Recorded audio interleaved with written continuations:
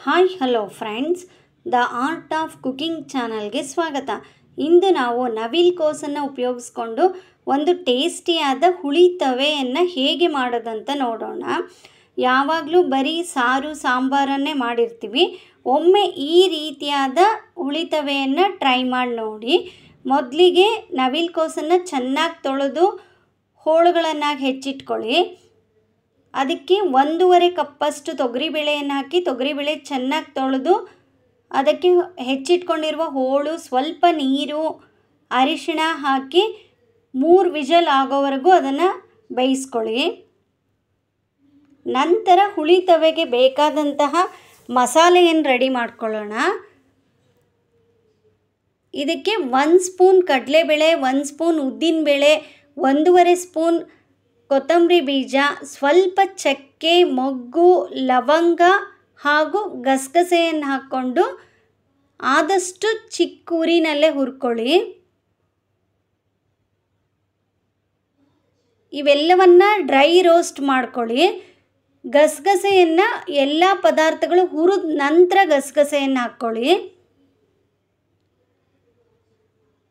ಇಲ್ಲಿ ಪ್ರಮಾಣ ಕಡಿಮೆ ಇರೋದ್ರಿಂದ ನಾನು ಎಲ್ಲ ಪದಾರ್ಥಗಳನ್ನು ಒಟ್ಟಿಗೆ ಹಾಕ್ಕೊಂಡು ಹುರ್ಕೋತಾ ಇದ್ದೀನಿ. ಯಾರಿಗೆಲ್ಲ ಗೊತ್ತಾಗಲ್ಲ ಅವರು ಸಪ್ರೇಟಾಗೇ ಹುರ್ಕೊಳ್ಳಿ.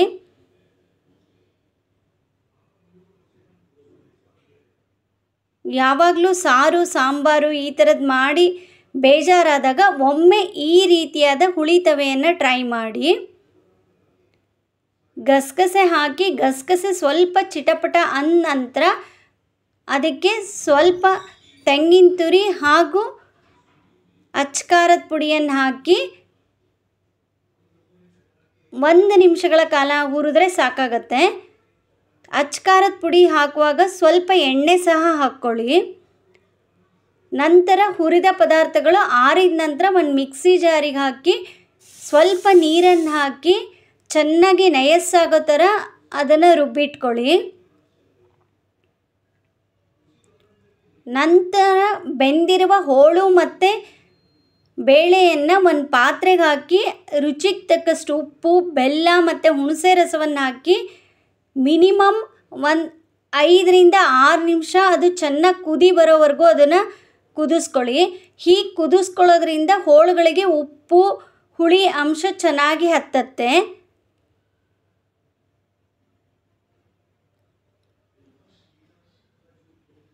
ಈ ಹುಳಿ ತವೆ ಚಪಾತಿ, ರೊಟ್ಟಿ, ಅನ್ನಕ್ಕೆ ಸಹ ಚೆನ್ನಾಗಿರುತ್ತೆ.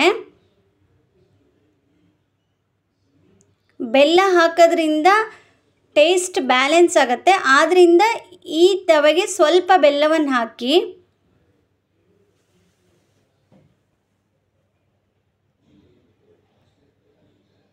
ನಾವು ಎಲ್ಲ ಪದಾರ್ಥಗಳನ್ನು ಫ್ರೆಶ್ ಆಗಿ ಹುರಿದು ಮಾಡೋದ್ರಿಂದ ಈ ತವೆ ಟೇಸ್ಟ್ ಸಹ ತುಂಬಾ ಚೆನ್ನಾಗಿರುತ್ತೆ.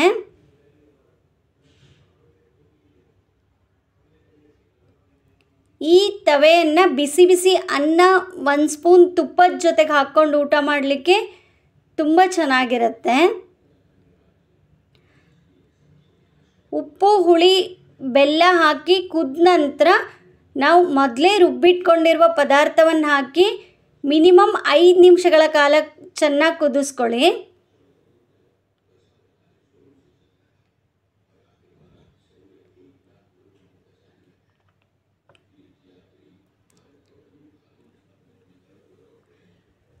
ಯಾವುದೇ ಅಡುಗೆಗಾದರೂ ಒಗ್ಗರಣೆ ಹಾಕಿದ್ರೇ ಆ ಅಡುಗೆ ಟೇಸ್ಟ್ ಚೆನ್ನಾಗಿರುತ್ತೆ. ಈ ಒಗ್ಗರಣೆಗೆ ಏನೇನು ಹಾಕೋದಂತ ನೋಡೋಣ. ಒಂದು ಬಾಣಲಿಗೆ 1 ಸ್ಪೂನ್ ಎಣ್ಣೆಯನ್ನು ಹಾಕಿ ಸ್ವಲ್ಪ ಸಾಸಿವೆ, ಜೀರಿಗೆ, ಇಂಗು, ಕರಿಬೇವನ್ನು ಹಾಕಿ ಒಗ್ಗರಣೆ ಮಾಡ್ಕೊಳ್ಳಿ. ನಾನಿಲ್ಲಿ ಕರಿಬೇವನ್ನು ಹಾಕೋದು ಮರ್ತಿದ್ದೀನಿ. ನೀವು ಕರಿಬೇವನ್ನು ಉಪಯೋಗಿಸಿ ಒಗ್ಗರಣೆ ಮಾಡ್ಕೊಳ್ಳಿ.